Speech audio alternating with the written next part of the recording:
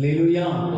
இந்த நாளின் செய்திக்கு ஆதாரமாக பரிசுத்த ஆவியானவர் நமக்கு தந்திருக்கிற வேத வசனம் 1 பேதுருவின் புஸ்தகம் 1ஆம் அதிகாரம் 18, 19 ஆகிய வசனங்கள். பேதுரு எழுதின முதலாம் நிருபம் 1 அதிகாரம் 18, 19 ஆகிய வசனங்களை நாம் வாசிக்க கேட்போம்.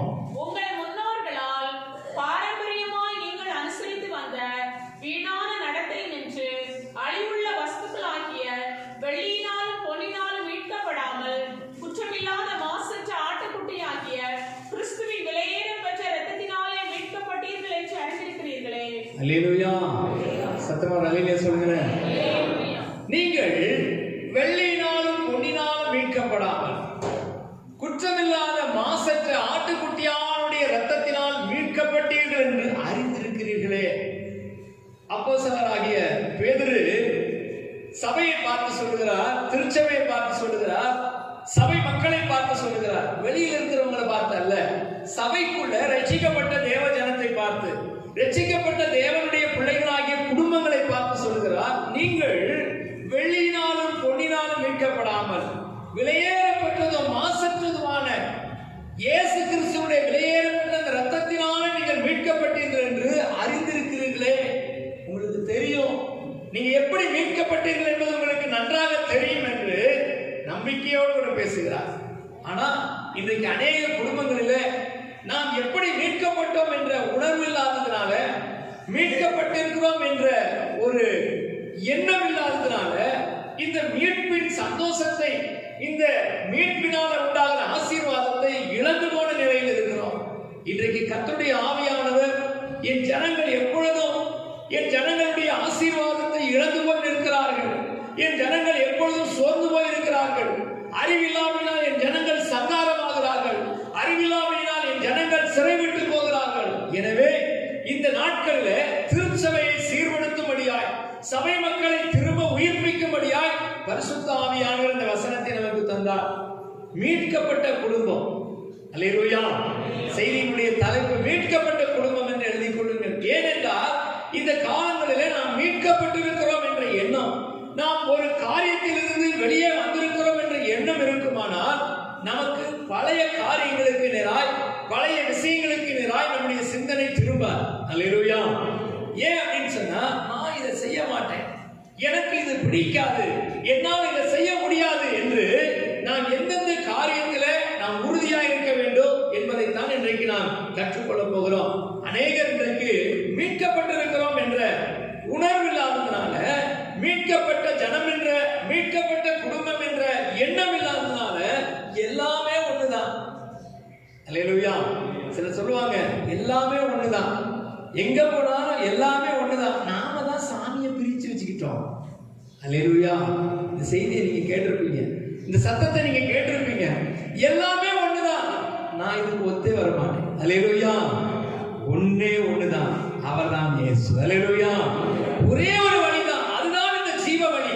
உலகத்துல எத்தனையோ பேர் சொல்லலாம், ஐயா நிறைய ஆறுகள் இருக்குது ஐயா, எல்லா ஆறு போய் கடல்ல தான் சேருது. அதே போல எந்த மார்க்கத்துல நீங்க வந்தாலும் கடல்ல போய் சேர்ந்துடலாம், சொர்க்கத்துல போய் சேர்ந்துடலாம் உங்களுக்கு போதிப்பான். அவங்கிட்ட நீங்க சொல்லணும், ஆண்டவராகிய இயேசு கிறிஸ்து சொல்றாரு, நான் ஒரே ஒரு வழிதான். அல்லேலூயா. நானே வழியும் சத்தியமும் ஜீவனுமாய் இருக்கிறேன், என்னையன்றி ஒருவனும் பிதாவினிடத்தில் வரலாம். அல்லேலூயா. இயேசுவின் வழியாய் ஒருவன் பிரவேசித்தால் மட்டும்தான், இடுக்கமான இந்த வாசலின் வழியாய் பிரவேசித்தால் மட்டும்தான் பரலோகம் என்ற ஒரு இடத்துக்கு போய் சேர முடியும். அல்லேலூயா.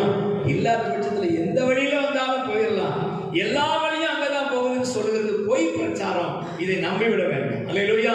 நம்பி ஏமாந்து விட வேண்டாம். அதனாலதான் ஆண்டவர் இந்த காலங்களில் நம்ம எச்சரிக்கிறார், நீங்கள் வெள்ளியினாலும் பொன்னினாலும் மீட்கப்படாமல் அழிவில்லாத மாசற்ற குற்றமில்லாத இயேசு கிறிஸ்துவினுடைய விலையேறப்பட்ட ரத்தத்தினாலே மீட்கப்பட்டீர்கள் என்று நீங்கள் அறிந்திருக்கிறீர்களே. அல்லேலூயா.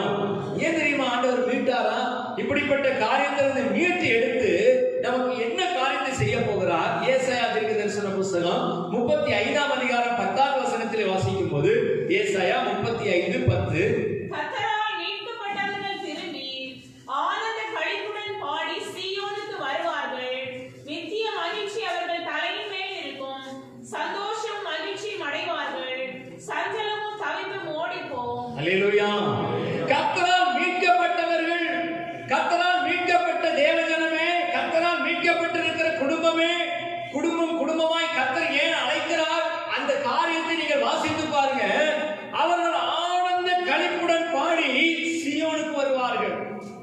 ஏன்னா இந்த உலகத்தில் இருக்கக்கூடிய எல்லா கஷ்டங்களையும், உலகத்தில் இருக்கக்கூடிய எல்லா பாவங்களையும், உலகத்தில் இருக்கிற எந்த காரியத்தையும் வெறுத்து ஒதுக்கி தேவனுக்காக வாழ்ந்த இந்த ஜனம், கர்த்தரால் மீட்கப்பட்ட இந்த ஜனம், கர்த்தரால் பிரித்தெடுக்கப்பட்ட இந்த ஜனம் ஆனந்த களிப்புடன் பாடி சீயோனுக்கு வருவார்கள். அந்த சீயோனாகிய பரலோகத்துல, சீயோனாகிய பரம தேசத்தை நாடி ஓடி வருவார்கள். வரும்பொழுது அங்க என்ன கிடைக்கிறது? நித்திய மகிழ்ச்சி அவர்கள் தலையின் மேல் இருக்கும். சந்தோஷம் மகிழ்ச்சியும் அடைவார்கள். சஞ்சலமும் தவிப்பும் ஓடிப்போம். அல்லேலூயா. நம்ம எல்லாருக்கும் ஒரு சந்தோஷத்தையும் ஒரு மகிழ்ச்சியும் நித்திய மகிழ்ச்சியை நம்முடைய தலையின் மேல் வைக்கும்படியாக, நம்முடைய சிரசில் அந்த பொற் கிரீடத்தை சூட்டும்படியாக தேவன் நம்மை மீட்டு இருக்கிறார். அல்லேலூயா. ஏன் தெரியுமா? மீட்கப்பட்ட ஜனமே, கர்த்தரால் மீட்கப்பட்ட ஜனமே, உனக்கு வைத்திருக்கிற ஆசீர்வாதத்தை பார், உனக்கு வைத்திருக்கிற நன்மையை பார். உனக்கு இருக்கக்கூடிய ஆசீர்வாதத்தை, நன்மையை நீ இழந்து விடாதே. உனக்கென்று வைத்திருக்கிற கிரீடத்தை யாரும் பறித்துக் கொள்ள விடாதே என்பதற்காக ஆண்டவர் சொல்றாரு, இந்த கால வேளையில மீட்கப்பட்ட என் ஜனமே, நீ எங்க வர வேண்டியவர்கள், எங்கே வந்து சேர வேண்டியவர்கள், நீங்கள் பாடி கர்த்தரை மகிமைப்படுத்தி சீயோனுக்கு வரணும். அல்லேலூயா. அதைத்தான் இந்த வேதவசனம் சொல்லுகிறது. கர்த்தரால் மீட்கப்பட்ட ஜனம் எல்லாம் ஆனந்த களிப்புடன் பாடி சீயோனுக்கு வருவார்கள். அவங்க சஞ்சலத்தோடு இருக்க மாட்டாங்க, தவிப்போடு இருக்க மாட்டாங்க, குற்றமன சாட்சியோடு இருக்க மாட்டாங்க. ஏன் தெரியுமா? அவர்கள் தலையின் மேல நித்திய மகிழ்ச்சி என்கிற ஆசீர்வாதம் வைக்கப்பட போகுது. அல்லேலூயா, அல்லேலூயா. அதனால தான் ஆண்டவருடைய வசனத்தை நன்றாய் கவனித்து பாருங்க. நான் மீட்கப்பட்டிருக்கிறேனா, நான் பரலோகமாகிய இந்த சீயோனுக்கு போகிறதற்கு தகுதியுள்ள நபராய் மாற்றப்பட்டிருக்கிறேனா, பரலோகம் என்கிற ஒரு ஆசீர்வாதத்தை, ஒரு ஆசீர்வாதமான தேசத்தை சுதந்திரித்துக் கொள்கிறதற்கு என் குடும்பம் தகுதியாக்கப்பட்டிருக்கிறதா என்று யோசித்து பார்க்க வேண்டிய காலகட்டத்தில் நாம் வந்திருக்கிறோம். அல்லேலூயா. இன்னைக்கு எதுக்கும் வித்தியாசம் தெரியல. எல்லாவற்றிலையும் போலி வந்துருச்சு. எல்லாவற்றிலும் போலீஸ் ஒரு சோப்பு இருக்குதுன்னா அதுக்கு போலி சோப்பு கண்டுபிடிச்சிட்டாங்க. அதாவது டூப்ளிகேட். ஒரு பேஸ்ட், பல் தேய்க்கிற பேஸ்ட் இருக்குன்னா அதுல என்ன செய்யறாங்க? டூப்ளிகேட் கண்டுபிடிச்சிட்டாங்க. எல்லாவற்றிலையும் போலி இருக்கு. துணி எடுக்கிறதுக்கு போனீங்கன்னா கூட ஒரிஜினல் துணியை மாதிரியே டூப்ளிகேட் கண்டுபிடிச்சிட்டாங்க. எல்லாத்துலயும் போலி. அதே போல போலி கிறிஸ்தவர்கள், போலி கிறிஸ்தவ கூட்டத்திற்கு பெருகிவிட்டது. சபைக்குள்ள வரும்பொழுது ஒரு வேஷம், சபைக்குள்ள வரும்போது ஒரு பாடல், சபைக்குள்ள வரும்போது அவருடைய முகமூடி வேற, வெளியில போனா இன்னொரு முகமூடி. இந்த இரட்டை வாழ்க்கையை தேவன் அருவருக்கிறார். இந்த ரெண்டு காரியத்தை, இந்த ரெண்டு விஷயத்தை, இந்த இரட்டை வாழ்க்கை வாழ்கிற இரண்டகம் பண்ணுதல் கர்த்தருக்கு அருவருப்பானது என்று எழுதப்பட்டிருக்கு. அல்லேலூயா. சத்தமா அல்லேலூயா சொல்லுங்களேன். ஆண்டவருடைய வசனத்துக்கு கீழ்ப்படிந்து, ஆண்டவரே நீர் தருகிற அந்த நித்திய மகிழ்ச்சியையும் அந்த சந்தோஷத்தையும் அந்த ஆசீர்வாதத்தையும் பெற்றுக் கொள்கிறதற்கு எங்களை தகுதி உள்ளவர்களாய் மாற்றுகப்பா என்று சொல்லி தேவனை நோக்கி பாடி கர்த்தர் நாமத்தை மகிமைப்படுத்த கர்த்தரை அழைக்கிறார். அல்லேலூயா. சிங்கார மாளிகையில் ஜெய கீதங்கள் பாடிடுவோம், சீயோன் மணவாளனுடன், சீயோன் மணவாளனுடன். சிங்கார மாளிகையில் ஜெய கீதங்கள் பாடிடுவோம், சீயோன் மணவாளனுடன், சீயோன் மணவாளனுடன். துயரப்பட்டவர் துதித்து பாடுவார், துதியே உடையுடனே. துயரப்பட்டவர் துதித்து பாடுவார், துதியே உடையுடனே. அங்கே உயரம் சீயோன் உன்னதரோடு கவித்து கவி பாடுவோம். அங்கே உயரம் சீயோன் உன்னதரோடு கவித்து கவி பாடுவோம். சிங்கார மாளிகையில் ஜெய கீதங்கள் பாடிடுவோம், சீயோன் மணவாளனுடன், சீயோன் மணவாளனுடன். அல்லேலூயா. நம்முடைய நோக்கம், நம்முடைய எண்ணம் எல்லாம் என்ன அப்படின்னு சொல்லி ஆண்டவர் இன்னைக்கு உணர்த்துகிறார். நீங்க என்ன நோக்கத்தோட சபைக்கு வரீங்க, என்ன நோக்கத்தோட ஆலயத்துக்கு வரீங்க, எதற்காக கர்த்தரை தேடுகிறீங்க, எதற்காக கர்த்தர் சமூகத்தில் வருகிறீங்க என்பதை பிசாசானவன் இன்றைக்கு மறக்க பண்ணினதுனால நாம் அழைக்கப்பட்ட அழைப்பினுடைய நோக்கம் என்ன என்பதை அறியாமலேயே வாழ்ந்து கொண்டிருக்கிறோம். அல்லேலூயா. அதுதான் இதெல்லாம் சங்கீத பகுதியில் கேட்டீங்க. ஜீவனை பார்க்கணும் கிருபை நல்லது. இந்த உலகத்துல ஜீவனை காக்கிறதற்காக, இந்த ஜீவனை மிச்சப்படுத்தி கொள்ளுகிறதற்காக பிரயாசப்படுகிறாங்க, ஓடுறாங்க, உழைக்கிறாங்க, என்னென்னமோ பண்றாங்க. ஆனா வேதம் சொல்லுது இந்த ஜீவனை விட அப்படி கிருபை நல்லது. அல்லேலூயா. ஜீவன் போனா போயிட்டு போகட்டும், இந்த ஜீவன் இருந்தா இருக்கட்டும், அழிந்தா அழிந்து போகட்டும், ஆனா அவருடைய கிருபை மட்டும் விட்டுறாங்க. அல்லேலூயா. அப்படி கிருபைக்கு நாம காத்திருக்கிறவர்களாய், கர்த்தருக்கு காத்திருக்கிறவர்களாய் புதுபலன் அடைந்து செட்டைகள் அடித்து எழும்புவார்கள். இங்க இல்ல, அங்க. அல்லேலூயா. அதனால புரிந்து கொள்ளணும். கர்த்தருக்கு காத்திருக்கிறவர்கள் எங்க புதுபலன் அடைந்து செட்டைகள் அடித்து எழும்புவார்கள். அவர்கள் ஓடினாலும் இளைப்படையார்கள், நடந்தாலும் சோர்வடையார்கள். வசனத்தை நல்லா புரிந்து கொண்டு வசனத்தின் ஆழத்தை நீங்கள் பார்க்கிறீர்களா, நித்திய மகிழ்ச்சி தலைமையில் இருக்கும். சஞ்சலமும் தவிப்போம் ஓடிப்போம். ஏனென்றால் மீட்கப்பட்ட ஜனமே, கர்த்தரால் மீட்கப்பட்ட என் ஜனமே, கர்த்தரால் மீட்கப்பட்ட என் சகோதரனே, கர்த்தரால் மீட்கப்பட்ட என் சகோதரியே, கர்த்தரால் மீட்கப்பட்ட தேவனுடைய பிள்ளையாகிய குடும்பமே, நீங்கள் பரலோகத்திலே சீயோனிலே வந்து அந்த சந்தோஷத்தையும் மகிழ்ச்சியும் அடைய வேண்டும் என்பதற்காக தேவன் அழைக்கிறார். அல்லேலூயா. எதிலிருந்து நாம் மீட்கப்பட்டோம், எதிலிருந்து நாம் மீட்கப்பட்டிருக்கிறோம் என்ற உணர்வு நமக்குள்ள வேணும். வாசிப்போம் ஒரு வசனத்தை. ஏசாயா 62ஆம் அதிகாரம் 12வது வசனம். ஏசாயா 62:12. அவர்களை பரிசுத்த ஜனம் என்றும் கர்த்தரால் மீட்கப்பட்டவர்கள் என்றும் சொல்லுவார்கள். நீ தேடிக் கொள்ளப்பட்டது என்றும் கைவிடப்படாத நகரம் என்று பெயர் தருவார். அல்லேலூயா. யாரை பார்த்து ஆண்டவர் சொல்லுகிறார்? அவர்களை பரிசுத்த ஜனம் என்றும் கர்த்தரால் மீட்கப்பட்டவர்கள் என்று சொல்லுவார்கள். அல்லேலூயா. உலகத்தில் இருக்கிற மனுஷன் நமக்கு வேற மாதிரி பெயர் வச்சிருக்கான். உலக மனிதர்கள் நம்மளை வேற மாதிரி பெயர் சொல்லி கூப்பிடுறான். ஆனா கர்த்தர் என்ன சொல்றார் தெரியுமா?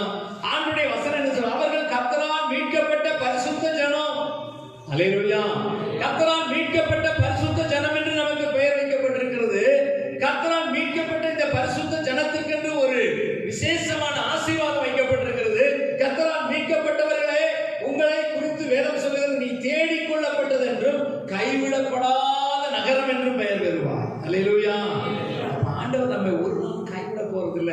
அவரை விசுவாசித்து நாம் மீட்கப்பட்டிருக்கிறோம் என்ற உணர்வோடு கூட தேவ சமூகத்தில் இன்னும் அவரை நெருங்கி சேர, இன்னும் கிட்டி சேர, இன்னும் அவருடைய பரம கானானை, பரம சீயோனை வாஞ்சிக்கிறவர்களாய் வாழ இந்த நாட்களில் சபையை உணர்வுள்ளதாக மாற்ற ஆவியானவர் இந்த வசனத்தை உங்களோடு கூட பேசிக் கொண்டிருக்கிறார். அல்லேலூயா. நீங்க கேட்கலாம், ஆண்டவரே நாங்கள் மீட்கப்பட்டிருக்கிறோம் உண்மைதான், ஆனால் அந்த மீட்பினுடைய அடையாளங்கள் எங்களிடத்தில் இருக்கிறதா? அல்லேலூயா. சத்தமா அல்லேலூயா சொல்கிறேன். ஒரு டாக்டரை எப்படி நாம் அடையாளப்படுத்திக் கொள்கிறோம்? அவர் பார்த்த உடனே ஒரு டாக்டர் அப்படின்னு எப்படி கண்டுபிடிக்கிறோம்? அவர் நெத்தியில் ஏதாவது எழுதி ஒட்டியிருக்கிறாரா? ஐ எம் ஏ டாக்டர் அப்படின்னு ஏதாவது ஒட்டியிருக்கிறாரா? ஹாஸ்பிட்டலுக்குள்ள போனாலே என்ன பண்ணுவோம்? எல்லாரும் நடப்பாங்க. ஆனால் டாக்டர் மட்டும் எப்படி நடப்பாரு? கழுத்தில் ஒரு ஸ்டெதஸ்கோப் போட்டிருப்பார், இல்லை கையிலையாவது சுட்டி வச்சிருப்பார். இப்போ கையில் சுட்டி வைக்க ஆரம்பிச்சிட்டாங்க. அந்த காலத்து டாக்டர் வந்து கழுத்தில் போட்டுருந்தாங்க. இது என்னடா பெருசாக தொங்குதுன்னு சொல்லி இப்போ கையில் வச்சுக்கிட்டு போவாங்க. கையில் ஸ்டெதஸ்கோப்போட போறவரெல்லாம் யாரு தான்? டாக்டர். அல்லேலூயா. ஒரு வக்கீல எப்படி அடையாளம் கண்டுபிடிக்கிறீங்க? கோர்ட்டுக்கு போறீங்க, கோர்ட்ல நிறைய பேர் இருக்காங்க. குற்றவாளி இருக்கிறாங்க, குற்றம் இல்லாத இருக்கிறாங்க, வந்தவங்க இருக்கிறாங்க, எல்லாம் இருக்கிறாங்க. ஆனா அந்த வக்கீலுக்கு என்ன இருக்குது? ஒரு கோர்ட்டுக்கு ஒரு அடையாளம் இருக்கு. கழுத்துல ஒரு சின்ன ஒரு டை மாதிரி, இந்த வி மாதிரி இருக்கிற ஒரு டையை கட்டி இருக்கிறாங்க. அந்த ஒரு கோட்டை அப்படி கையில தொங்க போட்டுருப்பாங்க. இதெல்லாம் அவருக்கு ஒரு அடையாளம். ஒரு போலீஸ்காரர் அடையாளம் கண்டுபிடிக்கிறது ரொம்ப ஈஸி. அவருக்கு ஒரு யூனிஃபார்ம் இருக்குது. இந்த யூனிஃபார்மை பார்த்த உடனே டிராபிக்ல போகும்போது கூட என்ன செஞ்சிருவோம்? ஆஹா, கொஞ்சம் கவனமா இருக்கணும், போலீஸ்காரர் நிற்கிறார். அல்லேலூயா. சத்தமா ஒரு அல்லேலூயா சொல்லுங்களேன். ஏன் மீட்கப்பட்ட ஜனத்துக்கு அடையாளம் இல்லை? மீட்கப்பட்ட ஜனத்தை கண்டு மீட்கப்பட்ட தேவ பிள்ளையை பார்த்து இவர்கள் கர்த்தரால் மீட்கப்பட்டவர்கள் என்று, இந்த உலகத்திலிருந்து பிரித்தெடுக்கப்பட்டவர்கள் என்று ஏன் அடையாளப்படுத்த முடியவில்லை? பிசாசானவன் அந்த அடையாளத்தை அழித்து விட்டான். அல்லேலூயா. சத்துரு அந்த அடையாளத்தை அழித்து விட்டான். காரணம் என்ன? பிசாசுக்கு தெரியும், இந்த மீட்கப்பட்ட ஜனம் பெருகிக் கொண்டே இருக்கிறது.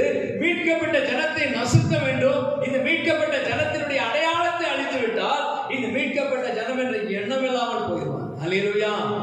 இஸ்ரவேல் ஜனங்கள் அன்றைக்கு பார்வோனுடைய அடிமைத்தனத்திலிருந்து, எகிப்திலிருந்து வெளியில் வரும் பொழுது அந்த இஸ்ரவேல் ஜனங்களை நசுக்கும்படியாக, அழிக்கும்படியாக எண்ணிக்கொண்டிருந்த அந்த பார்வோனுடைய இருதயம் எப்படிப்பட்ட தெரியுமா? அந்த தேசத்துக்குள்ள இவர்கள் மிகுதியும் பலத்து பெருகுகிறார்கள். என்ன செய்யறாங்க? ஏன் அவனுக்கு அப்படி ஒரு விரோதம்? இஸ்ரவேல் ஜனங்களுக்கும் எகிப்தியருக்கும் ஒன்றும்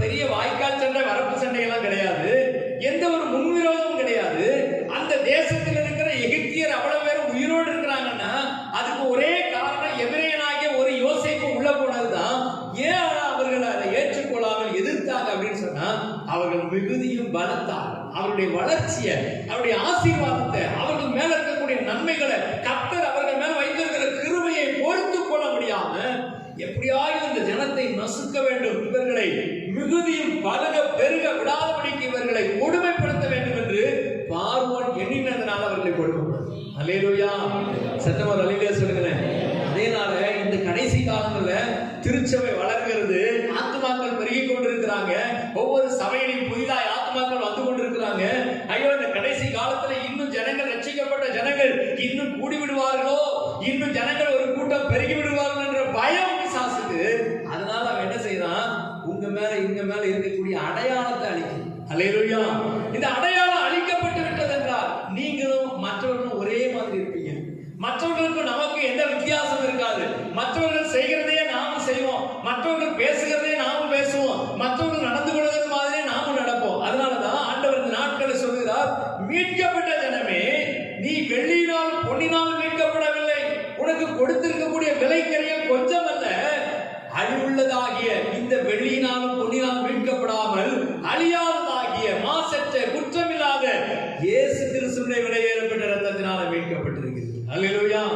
அப்ப அதனுடைய விலைக்கரியத்தை சரியாய் அறிந்திருப்போமானால், நமக்கு கொடுக்கப்பட்டிருந்த, நாம் மீட்கப்படுகிறதற்கு என்று கொடுக்கப்பட்ட விலைக்கரியத்தை அறிந்திருந்தோமானால் அதனுடைய முக்கியத்துவம் நமக்கு தெரியும். அல்லேலூயா. எதிலிருந்து நாம் மீட்கப்பட்டிருக்கிறோம்? கொலோசியர் நிருபம் 1 அதிகாரம் 14 வசனத்தை வாசிக்கும் பொழுது, கொலோசியர் 1:14, குமாரனாகிய அவருக்குள் அவருடைய இரத்தத்தினாலே பாவ மன்னிப்பாகிய மீட்பு நமக்கு உண்டாயிருக்கிறது. அல்லேலூயா. பாருங்க, குமாரனாகிய அவருக்குள்ளே, குமாரனாகிய இயேசு கிறிஸ்துவுக்குள்ளே பாவ மன்னிப்பாகிய மீட்பு நமக்கு அருளப்பட்டிருக்கிறது. அல்லேலூயா. ஏன் பாவ மன்னிப்பு? இந்த உலகத்தில் இருக்கக்கூடிய எல்லா மனிதனுக்கும் ஜென்ம பாவம், கர்ம பாவம் என்று 2 பாவங்கள் இருக்கிறது. ஜென்ம பாவம் அவன் பிறக்கும் போதே அவன் தலையின் மேல் வைக்கப்பட்டிருக்கிறது. சங்கீதக்காரனாகிய தாவீது சொல்லும் பொழுது, என் தாய் என்னை பாவத்திலே கற்பம் தரித்தார், அதனால என் தலையின் மேல ஒரு ஜென்ம பாவம் இருக்கிறது. அடுத்து கர்ம பாவம், நான் செய்கிற நற்செயல்கள், தீவினைகள், இவைகளுக்கு ஏற்ற பாவம்.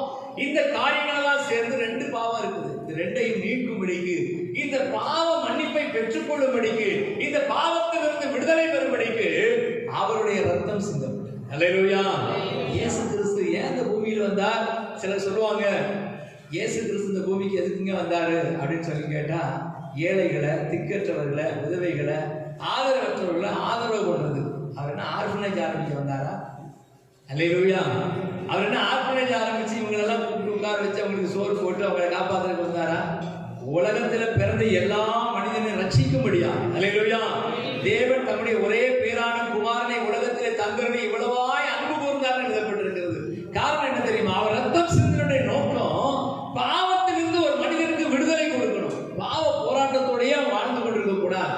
பாவத்திலிருந்து பரிபூர்ணமான ஒரு விடுதலை, பாவ சாபத்திலிருந்து, ஒரு அடிமைத்தனத்திலிருந்து ரட்சிப்பு என்கிற ஒரு மீட்பை, ரட்சிப்பு என்கிற ஒரு காரியத்தை, மீட்பு என்கிற ஒரு ஆசீர்வாதத்தை இவனுக்கு கொடுக்கணும்னா அவருடைய ரத்தம் சிந்தப்பட வேண்டும். அல்லேலூயா.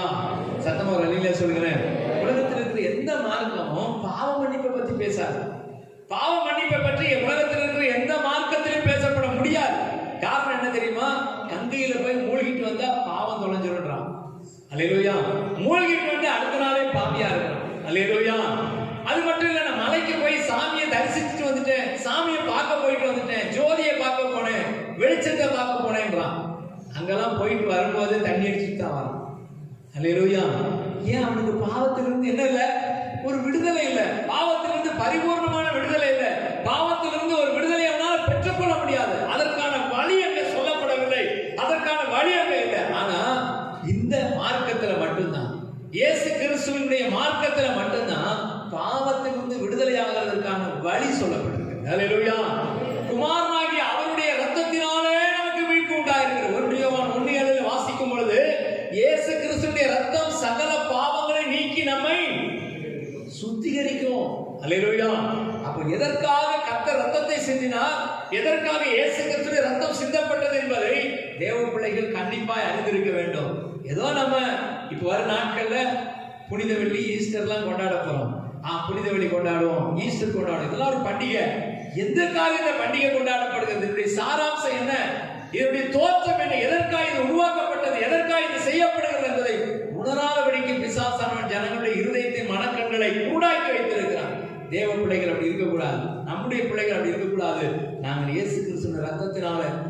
பாவத்திலிருந்து மீட்கப்பட்டிருக்கிறோம். அல்லேலூயா, அல்லேலூயா. இந்த மீட்கப்பட்ட குடும்பத்தினுடைய அடையாளம் அதுதான் நான் இன்னைக்கு உங்களுக்கு 3 காரியத்தை மட்டும் சொல்லி நான் ஜெபிக்க விரும்புகிறேன். முதலாவது காரியம், எப்படிப்பட்ட காரியத்தில் இருந்து ஆண்டவர் மீட்கப்பட்டிருக்கிறார் என்பதை எப்படி அடையாளப்படுத்த முடியும்? நான் சொன்னேன், ஒரு வக்கீலை பார்க்கணும்னா அவருக்கு ஒரு அடையாளம் இருக்கு, ஒரு டாக்டரை பார்க்கறதுக்கு ஒரு அடையாளம் இருக்கு, ஒரு போலீஸ் அதிகாரியை பார்க்கறதுக்கு ஒரு அடையாளம் இருக்குது. மீட்கப்பட்ட ஜனமே, உன்னுடைய அடையாளம் என்ன? நீ தொலைத்து போன அடையாளம் என்ன? நீ இதுவரைக்கும் விட்டுவிட்ட அடையாளம் என்ன என்பதை மீட்கப்பட்ட குடும்பம் இன்றைக்கு உணர்ந்து அதை திரும்ப நாம ரீஸ்டோர் பண்ணுகிறதற்கு, ரீகிரியேஷன் பண்ணுகிறதற்கு கர்த்தருடைய ஆவியானவர் இன்றைக்கு நம்மை ஞாபகப்படுத்த விரும்புகிறார். அல்லேலூயா. முதலாவதாக எபேசியருக்கு நிருபம் 2ஆம் அதிகாரம் 1-2 ஆகிய வசனங்களை வாசிப்போம். எபேசியர் 2ஆம் அதிகாரம் 1-2. அக்கிரமங்களினாலும் பாவங்களினாலும் மரித்தவர்களாய் இருந்த உங்களை உயிர்ப்பித்தார். அவைகளில் நீங்கள் முற்காலத்திலே இவ்வுலக வழக்கத்திற்கு ஏற்றபடியாகவும் கீழ்ப்படியாமையின் பிள்ளைகளிடத்தில் இப்பொழுது கிரியை செய்கிற ஆகாயத்து அதிகார பிரபுவாகிய ஆவிக்கேற்றபடியாக நடந்து கொண்டீர்கள். அல்லேலூயா. சத்தமா அல்லேலூயா சொல்லுங்களேன். அக்கிரமங்களினாலும் பாவங்களினாலும் மரித்து போயிருந்த உங்களை கர்த்தர் உயிர்ப்பித்தார். அக்கிரமத்தினாலே பாவத்தினாலே நம்முடைய ஆத்மா மரித்து போன நிலையில் இருந்தது, அதை கர்த்தர் உயிர்ப்பித்தார். ஏன் தெரியுமா? உயிர்ப்பித்த உடனே என்ன காரியங்கள் நடக்கிறது? உலக வழக்கத்தின்படியே, இந்த உலகத்தில் இருக்கக்கூடிய மனிதர்கள் சொல்லுகிற உலக வழக்கத்தின்படியே நீங்கள் கீழ்ப்படியாமையின் பிள்ளைகளிடத்தில் கிரியை செய்த ஆகாயத்தின் அதிகார பிரபுவாகிய ஆவிக்கு ஏற்றபடி நடந்து கொண்டிருந்தீங்க. அல்லேலூயா. இப்ப யாருக்கு ஏற்றபடி நடந்து கொண்டிருக்கிறோம்? சத்தமா ஒரு அல்லேலூயா சொல்லுங்களேன். இயேசுவுக்கு ஏற்றபடி, அவருக்கு பிரியமானபடி, அவருடைய நாமத்தை மகிமைப்படுத்தும்படி வாழ வேண்டியவங்க இன்னைக்கு ஆகாயத்து அதிகார பிரபுவாகிய பிசாசுக்கு கீழ்ப்படிந்து அவன் சொல்றபடி உலக வழக்கத்தின்படியே. அது என்ன உலக வழக்கம்? அவங்கெல்லாம் செய்யறாங்க பாஸ்டர், அதான் நானும் செய்யறேன். அல்லேலூயா. அவங்கெல்லாம் இப்படிதான் ட்ரெஸ் பண்றாங்க பாஸ்டர், அதான் நானும் ட்ரெஸ் பண்றேன். அல்லேலூயா. சத்தமா ஒரு அல்லேலூயா சொல்லுங்களேன். ஏன்பா அவன் பேண்ட் கிழிஞ்சிருக்குது, இந்த நாய் பரண்டன மாதிரி ஏன் பேண்ட் போட்டுக்கிறேன்னு கேட்டா, இதே மாதிரிதான் எல்லாம் யூத்து போடுவாங்க. அல்லேலூயா. ஆனா ரட்சிக்கப்பட்டிருக்கிறேன்ற ஒரு தேவ பிள்ளை, ரட்சிக்கப்பட்டிருக்கிறேன்ற ஒரு தேவனுடைய குடும்பம், ஆண்டவருடைய ரட்சிப்பில் நிலைத்திருக்கிற ஒரு குடும்பம் இப்படி ட்ரெஸ் பண்ணாது. அல்லேலூயா. இது யாரை போல பண்ணும்? இயேசுவை போல, இயேசுவை பிரியப்படுத்த. அல்லேலூயா. உலக வழக்கத்தின்படியே போக, உலக வழக்கத்தின்படி வாழ, உலக வழக்கத்தின்படியே நம்முடைய அடையாளத்தை காண்பிக்கிறதுக்காக தேவன் அழைக்கவில்லை. அக்கிரமங்களால் பாவங்களால் மரித்து போயிருந்த நம்மை உயிர்ப்பித்து உலக வழக்கத்திலிருந்து வெளியே கொண்டு வந்திருக்கிறார். அல்லேலூயா. அந்த மாதிரி உலக பழக்க வழக்கத்தின்படி, உலக மனிதனுடைய பழக்க வழக்கத்தை கற்றுக்கொள்ளக்கூடாது. உலக மனிதனுடைய பழக்க வழக்கம் நம்மிடத்தில் ஒட்டி கொண்டிருக்க கூடாது. ஏனென்றால் ஆண்டவராகிய இயேசு கிறிஸ்து இந்த உலக வழக்கத்தின்படியே, உலக பழக்க வழக்கத்தின்படியே வாழுகிற பாவ சாபம் நிறைந்த இந்த உலகத்திலிருந்து நம்மை மீட்டு இருக்கிறார். அல்லேலூயா. இந்த அடையாளத்தை தான் கர்த்தர் நம்மிடத்தில் எதிர்பார்க்கிறார். இன்னைக்கு கிறிஸ்தவர்கள் அப்படின்னா எப்படி அடையாளப்படுத்தப்படுகிறோம்? இவங்க பைபிளை தூக்கிட்டு போறாங்க, அதனால இவங்க வேதக்காரங்க. எங்க ஊர்ல எல்லாம் வேதத்தை தூக்கிட்டு போறவங்களுக்கு பேர் என்னது? வேதக்காரங்க சொல்லுவாங்க. யார் வீடுங்க? அந்த வேதக்காரங்க வீடு இருக்கு பாருங்க. அல்லேலூயா. ஆனா வேதக்காரங்கன்னு சொல்றோம், அந்த வேதத்தை என்ன செய்யறது இல்ல, சுமக்கிறதுக்கு வெட்கம். அல்லேலூயா. வேதக்காரங்கன்னு சொல்ற அநேகருக்கு இன்னைக்கு வேதத்தை தூக்கிட்டு வர்றதுக்கு வெட்கமா இருக்குது. செல்போனை தூக்கிட்டு வந்து செல்போன்லயே வேதத்தை படிக்கணும். அல்லேலூயா. சத்தமா ஒரு அல்லேலூயா சொல்லுங்களேன். ஆண்டவருடைய வசனம் சொல்லுகிறது, உங்களுக்குள்ள ஒரு அடையாளம் வைக்கப்பட்டிருக்கிறது. நீங்கள் மீட்கப்பட்ட ஜனம் உலக பழக்க வழக்கத்துக்கு செத்து, உலக பழக்க வழக்கத்திலிருந்து வெளியே வந்து நான் இயேசுவின் பிள்ளை என்பதை உணர்ந்து கொள்ள நிரூபிக்க வேண்டிய ஒரு காலத்தின் கட்டாயத்திற்கு நாம் உள்ளாக்கப்பட்டிருக்கிறோம். அல்லேலூயா. சத்தமா ஒரு அல்லேலூயா சொல்லுங்களேன். ஏன் தெரியுமா? நேற்று ஒரு இடத்துக்கு நானும் பாஸ்டமாவும் போயிருந்தோம். அங்க நாங்க பேசிக்கொண்ட காரியத்தை வச்சுட்டு அங்க நிக்கிற அந்த ஒரு பொண்ணு சொல்லுது, அந்த கடையில் நிக்கிற அந்த பொண்ணு, நீங்க கிறிஸ்டினா? அல்லேலூயா. ஏன் கிறிஸ்டினான்னு கேட்டாங்க. அப்படின்னு சொன்னா மற்றவங்க நடந்து கொள்றது ஒரு வித்தியாசம், நாம நடந்து கொள்கிறது வித்தியாசம். அல்லேலூயா. அவங்க செய்யறாங்கன்றதுக்காக நாம அதை செய்யக்கூடாது. அவங்க இப்படிதான் பேசுவாங்கன்றதுக்காக நாம பேசக்கூடாது. உலக வழக்க வழக்கத்துக்கு நாம் செத்திருக்கிறோம். உலக பழக்க வழக்கத்தை நம்முடைய வாழ்க்கையில கொண்டு வரக்கூடாது என்பதுல கவனமா இருக்கும். அல்லேலூயா. அதனாலதான் ஆண்டவர் இந்த கடைசி நாட்கள்ல மீட்கப்பட்ட ஜனத்தை, தனியே மீட்கப்பட்டிருக்கிற ஜனத்தை, மீட்கப்பட்டிருக்கிற குடும்பத்தை தேவன் உலக பழக்க வழக்கத்தில் இருந்து வெளியே கொண்டு வந்திருக்கிறார் என்ற உணர்வை நமக்கு தரும்படி இந்த வார்த்தையை நம்மோடு கூட பேசியிருக்கிறார். அல்லேலூயா. இயேசுவின் பிள்ளைகள் நாங்கள்.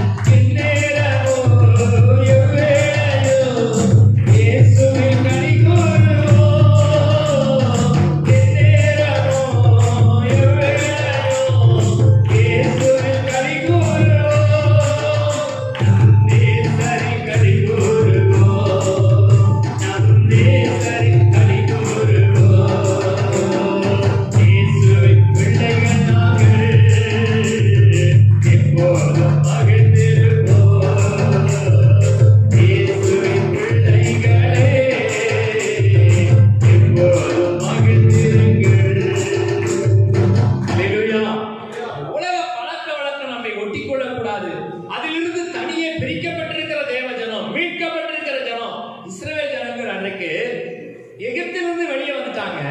ஆனா அவங்களுடைய இருதயம் எகிப்திலே இருந்துச்சு. அல்லேலூயா. அதுக்கு ஒரு அடையாளம் என்ன தெரியுமா? அவங்க ஒரு சின்ன பிரச்சனை வந்தா போதும் உடனே என்ன சொல்றாங்க? நாங்கள் எகிப்தில் இருந்த போது. அல்லேலூயா. அவங்க சின்ன பிரச்சனை என்ன? தண்ணி இல்ல, குடிக்கிறதுக்கு தண்ணி கிடைக்கல. உடனே அவன் என்ன சொல்றான் பாருங்க, குடிக்க தண்ணி இல்லைன்னு உடனே மோசையை பார்த்து முறுமுறுக்கிறான். நாங்கள் வனாந்தரத்தில் சாகுறதுக்காகவா இங்க வந்தோம்? இந்த வனாந்தரத்தில் செத்து போகவா வந்தோம்? எகிப்தில் எங்களுக்கு கல்லறை இல்லை என்றா இங்க கூட்டிக் கொண்டு வந்தீங்கன்னு கேட்கிறான். ஆண்டவருக்கு எவ்வளவு விசனமா இருக்கும். கூட்டிட்டு வந்த மோசே பழைய மோசேவா இருந்திருந்தார் வைங்க. எந்த மோசே? ரட்சிக்கப்படுறதுக்கு முன்னாடி, ஆண்டவரால் அழைக்கப்படுறதுக்கு முன்னாடி இருந்த மோசையா இருந்தா அந்த கையில ஒரு தடி வச்சிருந்தா தடியால அத்தனை பேரும் அடிச்சே கொண்டு கொடுப்போம். அவ்வளவு கோபக்காரன். அல்லேலூயா. ஆனா அந்த மோசையை குறித்து ஆண்டவருடைய வசனம் சொல்லுகிறது, பூமியில் எங்கும் மோசை எப்படிப்பட்ட ஆளா? ரொம்ப சாந்தம். அதான் ஒரு ஆளை கொலையே பண்ணுவாங்க. அல்லேலூயா.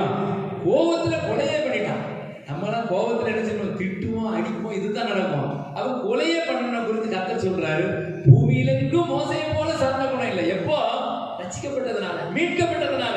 அதுக்கு முன்னாடி மட்டும் இவங்க கையில கிடைச்சிருந்தாங்கன்னா என்னடா முறுமுறுக்கிறீங்கன்னு அந்த மண்டையில எல்லா மண்டையிலும் ஒவ்வொரு கட்டையை வச்சு அடிச்சே கொண்டு இருக்கும். ஆனா விடல கர்த்தர்.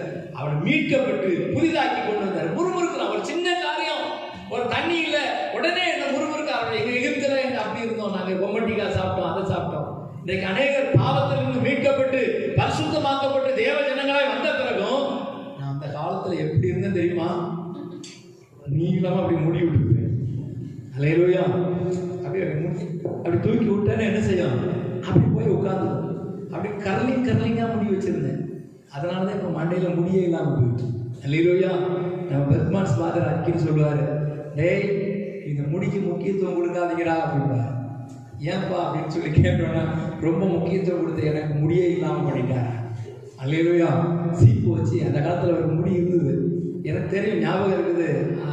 1975 80 அந்த காலங்களில் அவர் பாடின பாட்டெல்லாம் இதுல வீடியோல வரும். அந்த காவி ட்ரெஸ் போட்டுட்டு ஒரு நீளமான கருப்பு தாடி வச்சிருப்பாரு. அப்ப பாத்தீங்கன்னா இந்த பக்கத்துல இருக்கிற முடியை தூக்கி இந்த பக்கம் ஒட்டியிருப்பாரு. ஏன்னா அந்த பக்கம் மட்டும் தான் கொஞ்சம் போல முடி இருக்குது சைட்ல. அதை தூக்கி ஒட்டிட்டு அப்படியே கர்த்தரை நம்பிடுங்கன்னு பாட்டு பாடுனா நான் கேட்டுருக்கிறேன். இப்போ நான் சின்ன பையனா இருக்கிற காலத்துல. அல்லேலூயா. அப்பெல்லாம் முடி இருந்துச்சு. அவர் சொல்றாரு, எனக்கு கொஞ்சம் முடி இருந்துச்சுடா, அதை போட்டு ரொம்ப சீவனை கடைசியில் எனக்கு என்ன இல்லை, இப்ப முடியே இல்லாம போயிடுச்சு. அல்லேலூயா. அப்ப ஆண்டவருடைய வசனம் என்ன சொல்லுகிறது? நன்றாக நாங்க கவனிச்சு பாருங்க. இந்த வசனத்துல சொல்லப்பட்டிருக்கிற வார்த்தையை கவனிச்சு பாத்தீங்கன்னா, எகிப்தை விட்டு இந்த ஜனங்க வெளியே வந்துட்டாங்க. ஆனா அவங்க இருதயம் எகிப்தில இருந்தது. மீட்கப்பட்ட ஜனமே, நீ பாவத்திலிருந்து, சாபத்திலிருந்து, அக்கிரமத்திலிருந்து மீட்கப்பட்டிருக்கிறாய். இனிமே உனக்கு பாவத்தினுடைய எண்ணம் வரணும். அல்லேலூயா. அதுல இருந்து மீட்கப்பட்டிருக்கிறேன். யாராவது ஒருத்தர் சொல்லுவாங்க, பிரதர் நம்ம ஒரு ஃபங்க்ஷன்ல ஒரு பார்ட்டியில கொஞ்சோண்டு குடிச்சுக்கலாம், தப்பே இல்லை. அல்லேலூயா. ஒரு ஃபங்க்ஷனுக்கு போற இடத்துல ஒரு பீடா போட்டுக்கலாம், ஒரு வெத்தலை போட்டுக்கலாம். நம்ம நிறைய பேர் கல்யாண வீட்டுக்கு போனா வாயெல்லாம் ரத்தமா மாறிடும். அல்லேலூயா. கல்யாண வீட்டுக்கு போகும்போது நார்மலா போவாங்க, வரும்போது எப்படி இருக்கும்? வாயெல்லாம் ரத்தமா மாறுது. ரத்தமா மாறுறதுன்னா என்ன? வெத்தலைய போட்டு கரக்கு முறகன்னு கடிச்சிட்டு வர்றது. யாரு சொன்னாங்க அப்படின்னா, அது எங்க அத்தை போட சொல்லிட்டாங்க. அத்தை ஒண்ணு நரகத்துக்கு கூட்டிட்டு போறாங்க, போறியா? அல்லேலூயா. இங்க பாட்டி போட்டுக்கிட்டு இருந்தாங்க. எங்க பாட்டிக்கு வெத்தலை இடிச்சு கொடுக்கும்போது ரெண்டு இப்படி போட்டு பார்த்தேன். சில வீடுகளுக்கு நாங்க போகும்போது அந்த இதுல பார்த்த உடனே பிரைசலாடே வராது. ஏன்னா வாய்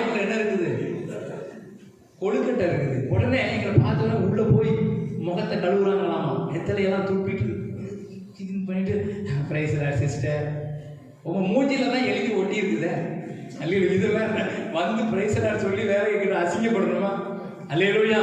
நம்ம என்ன செய்யறோங்கிறது எனக்கு தெரிய வேண்டாம், ஆண்டவருக்கு தெரியும். அல்லேலூயா.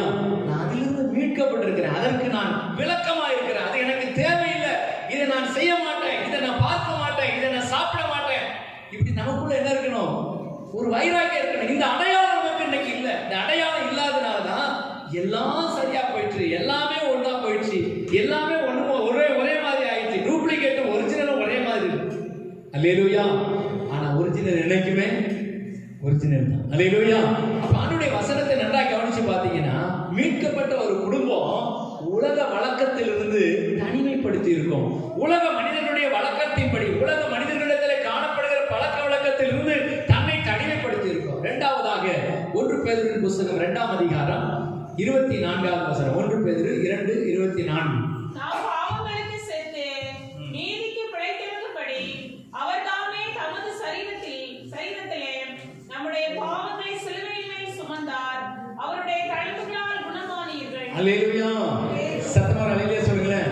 இந்த வசனத்துல அவருடைய தழும்புகளால் குணமானீர்கள், இது மட்டும் நமக்கு பிடிக்கும்.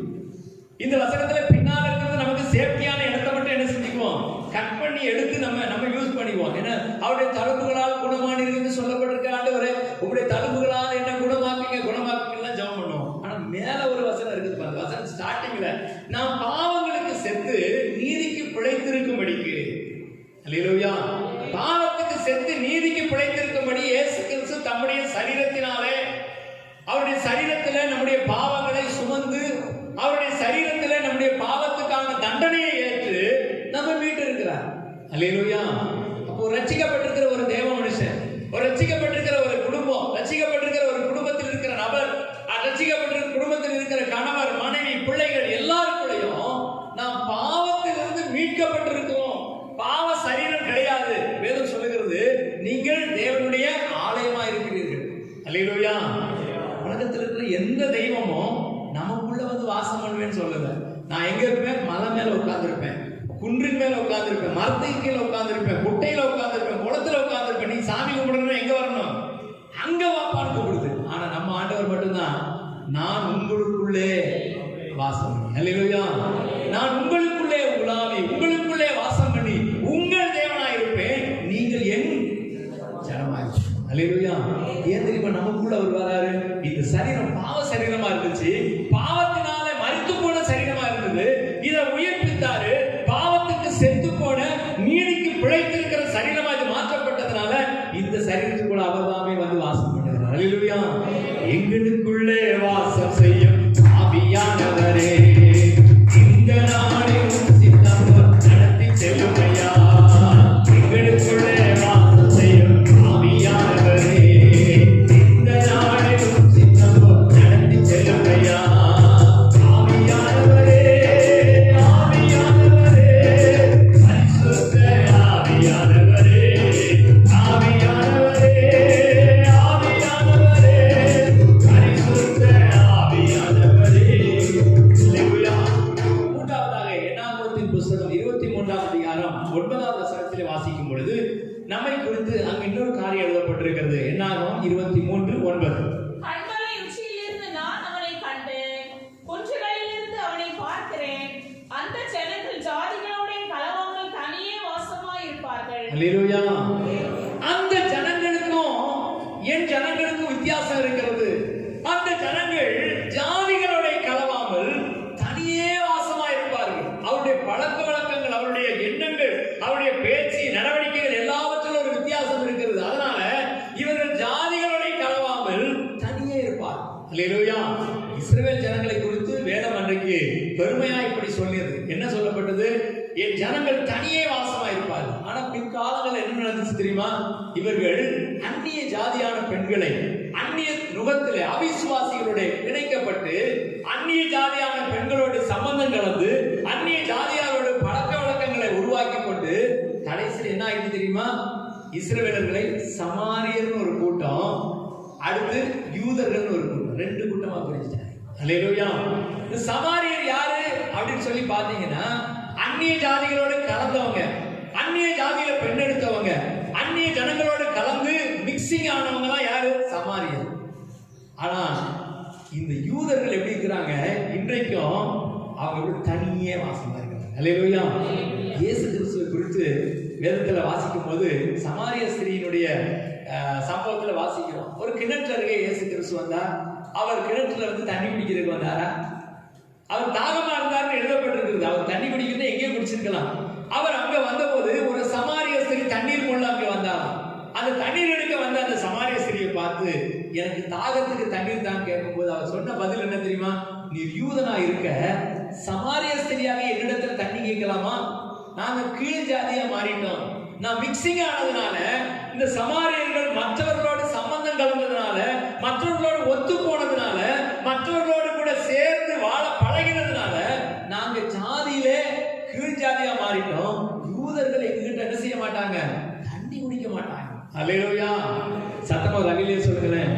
அப்ப ஆண்டவர் அந்த நாட்கள்ல இதை ஏன் நமக்கு எழுதி வைக்கிறார்னா, என் ஜனங்கள் ஜாதிகளோட கலவாமல் தனியே வாசமாயிருப்பாங்க. அல்லேலூயா.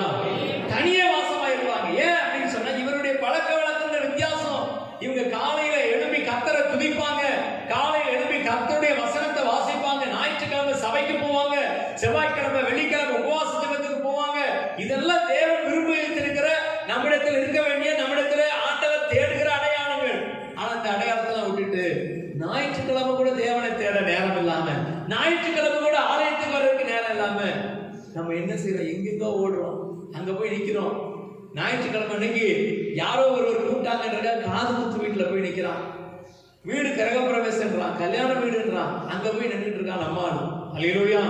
கேட்டா, என்னப்பா இன்னைக்கு சர்ச்சில் உங்களுக்கு காணல அப்படின்னா, ஒரு கல்யாண வீடு இருந்துச்சு, ரொம்ப நல்லதுங்க. அல்லேலூயா. ரொம்ப பெருமை.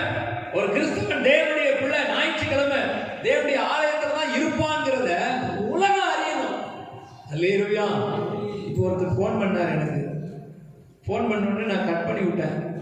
அடுத்து திருப்பி அவர் போன் பண்ணல. ஒரு வெளியில இருக்கக்கூடிய ஒரு இந்து நண்பர் தான். அப்ப அவர் புரிஞ்சுப்பாரு, ஓ இன்னைக்கு டைம் எவ்வளவு நேரத்துக்கு சார் எங்க இருப்பாரு? சர்ச்சில் இருப்பாரு. இன்னும் போன் பண்ணா, சாரி சார் நான் தெரியாம போன் பண்ணிட்டேன் அப்படின்னு. ஆனா கிறிஸ்தவர்கள், நம்முடைய சபையில் இருக்கக்கூடிய பிள்ளைகளுக்கு காலையில் 6 மணிலிருந்து 8 மணி வரைக்கும் ஆராதனை, பாஸ்டர் சபையில பிரசங்கம் பண்ணிக்கிட்டு இருப்பாருன்னு தெரியாம 7 மணிக்கு போன் பண்றது, 7:15 போன் பண்றது. இப்ப சொல்லி சொல்லி கொஞ்சம் குறைஞ்சிடுச்சு. கரெக்டா 7 மணி இல்லைன்னா ஒரு 6:30 மணி அந்த மாதிரி போன் பண்ணுவாங்க. ஞாயிற்றுக்கிழமை போன் பண்ணா நான் என்ன பண்ணுவேன்? ஆன் பண்ணி விட்டுருவேன், கட் பண்ண மாட்டேன். ஆன் பண்ணி விட்டா அப்போ அவங்களுக்கு எப்படி இருக்கும்? பேய் அந்த மாதிரி ஆயிடுவாங்க. என்ன ஆயிரும்? ஆஹா பாஸ்டர் என்ன பண்ணிட்டாரு, சர்ச்சில் தான் நின்றுக்கிறாரு, தெரியாம போன் பண்ணிட்டோமே அப்படின்னு சொல்லிட்டு அதுக்கப்புறம் அதுக்கு வேற காரணங்கள்லாம் நிறைய சொல்லுவாங்க. அப்ப என்ன அப்படின்னு, நம்முடைய அடையாளத்தை நாம் தொலைச்சதுனால, நம்முடைய எண்ணம் இங்க இல்லாம போனதுனால, சிலரை குறித்து வீட்டுல உட்கார்ந்து நாங்க சில நேரம் யோசிப்போம். ஒரு ஞாயிற்றுக்கிழமை சபைக்கு வரலன்னா அடுத்த ஞாயிற்றுக்கிழமை கண்டிப்பா வர முடியாது. நீங்க வேணா டெஸ்ட் பண்ணி பாருங்களேன். ஒரு ஞாயிற்றுக்கிழமை இன்னைக்கு நான் சர்ச்சுக்கு போகாம இருந்து பாக்குறேன்னு இருந்துட்டீங்கன்னா, அடுத்த வாரம் நீங்க தலைகீழ நின்று பாருங்க, வர முடியாது. பிசாசுக்கு நல்லா தெரியும். ஒரு வாரம் உங்களை ஆஃப் பண்ணிட்டா, ஒரு வாரம் உங்களை ஆப்சன்ட் பண்ணிட்டா, அடுத்த வாரம் ஒரு 4-5 வாரத்தை கொண்டு போயிடுவான். அப்புறமா நீங்க எல்லாம் தாண்டி ஒரு குறிப்பிட்ட எல்லைக்கு, அந்த பக்கம் நீங்கள் தொடர்பு கொண்ட வாடிக்கையாளர் தொடர்பு எல்லைக்கு வெளியே போயிட்டாங்க. அப்படியே போயிட்டு அந்த லாஸ்ட்டுக்கு போயிடுவாங்க. திருப்பி அவங்களை உள்ள கொண்டு வரது ரொம்ப நாள் ஆகும். அல்லேலூயா. அல்லேலூயா. ஆண்டவர் என்ன விரும்புகிறார்? இந்த அடையாளத்தை நம்மளிடத்துல எதிர்பார்க்கிறார். கடைசியாக ஒரு குடும்பத்தை மட்டும் நான் சொல்லி ஜெபிக்க விரும்புகிறேன். யோசுவா 24ஆம் அதிகாரம் 15ஆம் வசனத்துல யோசுவா தன்னுடைய குடும்பத்தை குறித்து சொல்லுகிறார். வாசிப்போம். யோசுவா 24:15. கர்த்தரை சேவிக்கிறது உங்கள் பார்வைக்கு ஆகாததாய் கண்டால் பின்னே யாரை சேவிப்பீர்கள் என்று இன்று தெரிந்து கொள்ளுங்கள். நதிக்கு அப்புறத்தில் உங்கள் பிதாக்கள் சேவித்த தேவர்களை சேவிப்பீர்களோ? நீங்கள் வாசம் பண்ணுகிற தேசத்தின் குடிகளாகிய எமோரியரின் தேவர்களை சேவிப்பீர்களோ? நானும் என் வீட்டாருமோ என்றால் கர்த்தரையே சேவிப்போம். நானும் என் வீட்டாருமோ என்றால் கர்த்தரையே சேவிப்போம். அல்லேலூயா. சில வீடுகள்ல வசனத்தை போட்டிருப்பாங்க, ரொம்ப நல்லா இருக்கும். யோசுவா சொன்ன வார்த்தை என்ன தெரியுமா? இஸ்ரவேல் ஜனங்கள் விடுதலையாக்கப்பட்டு கொண்டு வரப்பட்டாங்க. இவங்களுக்கு சுதந்திர வீதம் பிரித்து கொடுக்கப்பட்டு விட்டது. நிலங்கள், வசதிகள், வாய்ப்புகள் எல்லாம் வந்த உடனே அன்னைக்கு இயேசுவே இயேசுவே இயேசுவே இருந்தவங்க எல்லாம் இன்னைக்கு என்ன செய்ய ஆரம்பிச்சிட்டாங்க? கொஞ்சம் கொஞ்சமா பின்மாற்றத்துல போக ஆரம்பிச்சாங்க. அப்பதான் யோசுவா கூப்பிட்டு சொல்றாரு, நீங்கள் கர்த்தரை சேவிக்கிறது உங்களுக்கு ஆகாததாய் கண்டால், கர்த்தரை சேவிக்கிறது உங்களுக்கு பிடிக்கல அப்படின்னு சொன்னா யாரை சேவிக்க போகிறீர்கள்? நதிக்கு அப்புறத்துல நீங்க ரட்சிக்கப்படுறதுக்கு முன்னாடி பழைய காரியத்தை நீங்க பாத்தீங்களே, அங்க போக போறீங்களா? பழைய உலக வழிபாடுகளுக்கு போக போறீங்களா? யாரோ சொன்னான்றதுக்காக சாஸ்திரம் பார்க்க, சம்பிரதாயம் பார்க்க போறீங்களா அப்படின்னு சொல்லிட்டு கேட்டுட்டு சொல்றாரு, நானும் என் வீட்டாரும் வென்றார் கர்த்தரையே செய்வோம். அல்லேலூயா. இவ்வளவு ஒரு தைரியமான ஸ்டேட்மெண்ட் தெரியுமா? அன்னைக்கு இஸ்ரவேல் ஜனங்கள் எல்லாரும் இன்னைக்கு என்ன தெரியுமாங்க, ஒரு சில ஊர்ல திருவிழாவும் ஊர் பண்டிகைக்கு எல்லாரும் கலெக்ஷன் பண்ணாங்களாம். உடனே இவங்களும் நம்ம ஆளுங்களும் அப்படி வெளியே தெரியாம அந்த காசை வச்சுக்கோங்க, எதுக்கா? ஊரை விட்டு நம்மளை ஒதுக்கி வச்சிருவாங்க, வைக்கட்டும். அல்லேலூயா. ஊர்ல நம்ம ஒத்து போகணும் பாஸ்டர். நீங்க ஒத்து போனீங்கன்னா இங்கதான் இருப்பீங்க. ஒத்து ஊதுறவங்களும் இங்கதான் இருக்க முடியும். எங்க போக முடியாது? பரலோகத்துக்கு போக முடியாது. அந்த யோசுவா சொல்றாரு பாருங்க, நானும் என் வீட்டாரும் வேண்டாம், என் குடும்பம் என்னுடைய வீட்டார் கர்த்தரை சேவிப்போம். நீங்க வேணா எங்கேயோ போங்க. அல்லேலூயா. நீங்க எந்த தேவனை சேவிங்க. அதை எதிர்க்கிறார் பாருங்க, நீங்க நதிக்கு அப்புறத்தில் உங்கள் பிதாக்கள் சேவித்த தேவர்களை சேவிப்பீர்களோ, நீங்கள் வாசம் பண்ணுகிற தேசத்தின் குடிகளுடைய தேவர்களை சேவிப்பீங்களோ போங்க. ஆனா நானும் என் வீட்டார் வேண்டாம் கர்த்தரையே சேவிப்போம். அல்லேலூயா. எனக்கு ஒரு அடையாளம் இருக்குதுயா, எனக்கு கர்த்தர் ஒரு அடையாளம் போட்டிருக்கிறார், மீட்கப்பட்ட அடையாளம். அல்லேலூயா. மீட்கப்பட்டதனுடைய அடையாளம் நம்முடைய நெற்றிகளிலே போடப்பட்டிருக்கிறது. மீட்கப்பட்டிருக்கிறோம் என்ற முத்திரை நம்முடைய நெற்றியில போடப்பட்டிருக்கிறது. அல்லேலூயா.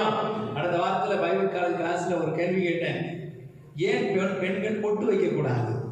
பைபிள் காலேஜ் கிளாஸ்ல கேட்ட கொஸ்டின் அவுட் பண்ணிட்டேன். ஏன் பொட்டு வைக்க கூடாது? அது பொட்டு வச்சு அசிங்கமா இருக்குது பாஸ்டர். அல்லேலூயா. ஆனா அவன்கிட்ட போய் கேளுங்க, பொட்டு வைக்கலன்னா அசிங்கமா இருக்குன்றான். நம்ம ஆட்களை பார்க்கும்போது அவங்க என்ன சொல்றாங்க, நீங்க பொட்டு வச்சீங்கன்னா ரொம்ப கிளியோ பண்ற மாதிரி மாறிடுவீங்க, ஐஸ்வர்யா ராய் மாதிரி மாறிடுவீங்க. ஏன்னா பொட்டு வச்சவங்களாம் ஐஸ்வர்யா ராய் மாதிரி தான் நடக்கிறாங்க. அல்லேலூயா. அவன் என்ன அப்படி? ஆனா வேதம் என்ன சொல்லுது? நீங்கள் மீட்கப்பட்ட முத்திரை உங்க நெற்றிகளிலே தரிக்கப்பட்டிருக்கிறது. இந்த நெற்றியில தரிக்கப்பட்டிருக்கிற முத்திரை யார் பார்ப்பாங்க தெரியுமா? உன் கண்ணுக்கு தெரியாது. யாராவது பொட்டு வைக்க சொன்னாங்கன்னா அவங்ககிட்ட சொல்லுங்க, உன் கண்ணுக்கு தெரியாது, பிசாசு கண்ணுக்கு நல்லா தெரியும். பைபிள்ல வசனம் இருக்குது, பிசாசு நம்மளை பார்க்கும்போது ஏன் பயப்படுறான்? நம்முடைய நெற்றிகளில் அடையாளம் போடப்பட்டிருக்கிறது. அல்லேலூயா. பிசாசு அந்த அடையாளத்தை அழிக்க பார்க்கறான். யாரோ ஒரு சத்துரு உங்கள்கிட்ட வந்து அந்த அடையாளத்தை அழிக்கிறதுக்கு ட்ரை பண்றான். நம்ம என்ன சொல்லிடணும்? நோ நோ நோ நோ, எனக்கு ஏற்கனவே என்ன செய்யப்பட்டிருக்குது? முத்திரை போடப்பட்டிருக்கிறது. அல்லேலூயா. கடைசியாக ஒரு வசனத்தை வாசிப்போம். அப்போஸ்தலர் நடவடிக்கைகள் 16ஆம் அதிகாரம் 34வது வசனம். இங்கே ஒரு குடும்பத்தாரை குறித்து சொல்லப்படுகிறது. வாசிப்போம். அப்போஸ்தலர் 16:34. பின்பு அவன் அவர்களை தன் வீட்டிற்கு கூட்டிக் கொண்டு போய் அவர்களுக்கு போஜனம் கொடுத்து தன் வீட்டார் அனைவரோடு கூட தேவனிடத்தில் விசுவாசம் உள்ளவனாகி மனமகிழ்ச்சியாய் இருந்தான். அல்லேலூயா. இங்க ஒரு சிறைச்சாலை தலைவன், ஜெயில் வார்டன், அவர் ரட்சிக்கப்பட்டார், அவர் மீட்கப்பட்டார். மீட்கப்பட்ட உடனே ஐயோ நான் மீட்கப்பட்டுட்டேன், தனியா காட்டுக்கு ஓடிடுறேன் அப்படின்னு ஓடல. வீட்டுக்கு வந்தாரு. வீட்டுக்கு வந்து ஊழியக்காரர்கள்லாம் கூப்பிட்டாரு, வாங்க எங்க வீட்டுல ஒரு எல்சராய் பிரேயர் வச்சிருங்க, எங்க வீட்டுல ஒரு ஜெப கூட்டம் வச்சிருங்கன்னு சொல்லி எல்லா ஊழியக்காரர்களை கூட்டிட்டு வந்து வீட்டுல வச்சு வீட்டார் அனைவரும் ரட்சிக்கப்பட்டார். அல்லேலூயா. வீட்டார் அனைவரும் ரட்சிக்கப்பட்டதுனால அவன் எப்படி இருந்தானா? மனமகிழ்ச்சியா இருந்தான். அந்த மனமகிழ்ச்சி அது வரைக்கும் அவனுக்கு இல்ல. அவன் ஒருவேளை ஜெயில வார்டனா இருக்கலாம், 100க்கு அதிபதியா இருக்கலாம், 100 பேர் அவனுக்கு வான் சொன்னா வருவான், போன் சொன்னா போவான். ஆனா இருதயத்துல என்ன இல்ல? சந்தோஷம் இல்ல. இப்ப ரட்சிக்கப்பட்டிருக்கிறோம், மீட்கப்பட்டிருக்கிறோம் சொன்ன குடும்பமா சந்தோஷமா. அல்லேலூயா. சத்தமா அல்லேலூயா சொல்லுங்களேன். கடைசி காலங்களில் மீட்கப்பட்ட அடையாளத்தை தொலைத்து போன சபையை, மீட்கப்பட்ட அடையாளத்தை தொலைத்து போன திருச்சபையை, விசுவாச குடும்பத்தை பார்த்து கர்த்தர் கேட்கிறார், உன் அடையாளத்தை திரும்ப கர்த்தர் இன்றைக்கு தர விரும்புகிறார். எல்லாரும் நாம் முழங்காற்படியிட்டு ஆண்டவரிடம் சொல்ல போகிறோம், ஆண்டவரே நான் மீட்கப்பட்ட குடும்பம்.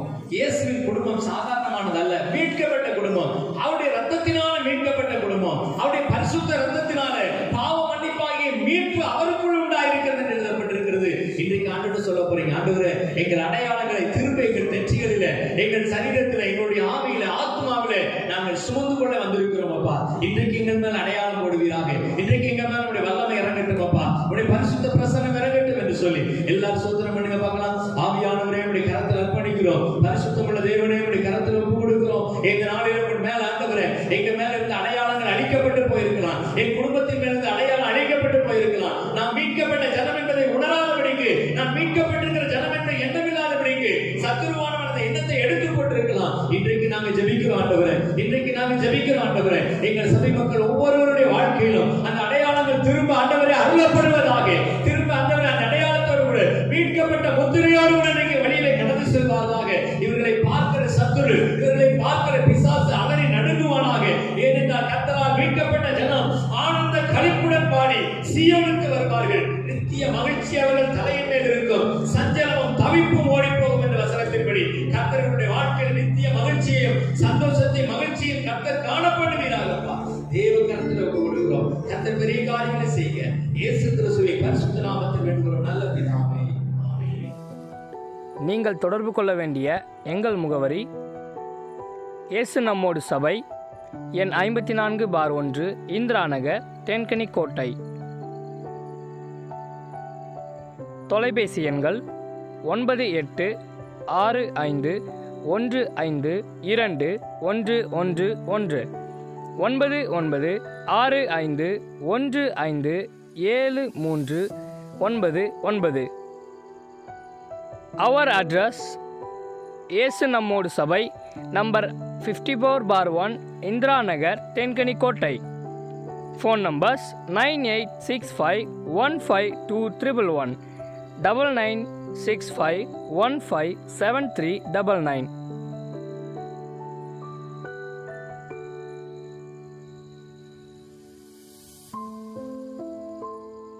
இயேசு கிறிஸ்து உங்களை ஆசீர்வதிப்பாராக. ஆமென்.